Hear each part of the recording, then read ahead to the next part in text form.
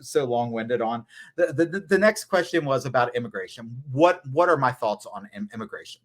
And my thoughts on immigration are that I believe that we need to be a welcoming country, but we also need to be a realistic country. So I have a lot of friends on the right who will say something like this: I am for immigration. I'm just against illegal immigration. And I like to ask them, well, what have you done to make immigration more open? What have you done to legalize more immigrants? What would you support to do that? And they're like, what do you mean? I just want all those illegals out of the country. But imagine if I said this.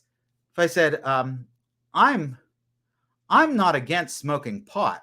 I'm just against illegally smoking pot. But I never supported any legalization efforts of smoking marijuana. That would mean I would be against smoking pot, right? And the same thing is true for that idea of I'm not against immigration, I'm just against illegal immigration. Unless you're making more immigration legal, you're against immigration. So I do think we need to be aware of that. But I also think that we can't just open our borders and let people flood in. It's particularly when we have a massive welfare state. I don't think that works. So I actually like the libertarian presidential candidate's views on this. I don't agree with him on everything, but I do agree with him on this, that going back to kind of an Ellis Island approach to immigration, where you do a quick background check on people who are coming in, make it incredibly easy, other than that background check, to make it into the country. That will encourage people to go through the legal means, because it's not, whenever you have a ton of roadblocks in the way, people go around the roadblocks. Like if there is if you know there's a lot of road construction on 28, and I live in Western Pennsylvania, so I know there's a lot of road construction on 28 all the time, I might find another way around there. I might not want to deal with it. But if you make it a little bit easier, then people are going to go the preferred route.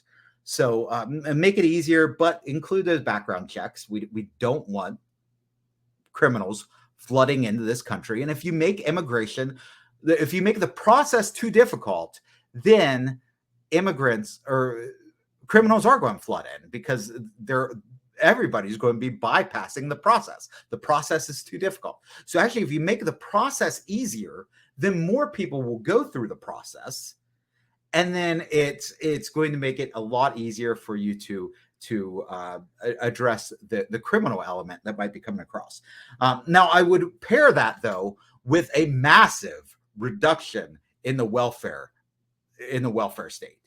We cannot have massive influxes of people coming in and consuming our tax dollars. I just read that this week, the amount of interest that we pay on the national debt is like 75% of all income tax that comes in. So if you pay $1,000 in income tax, 750 of that just goes to interest on the debt. We're killing ourselves with that.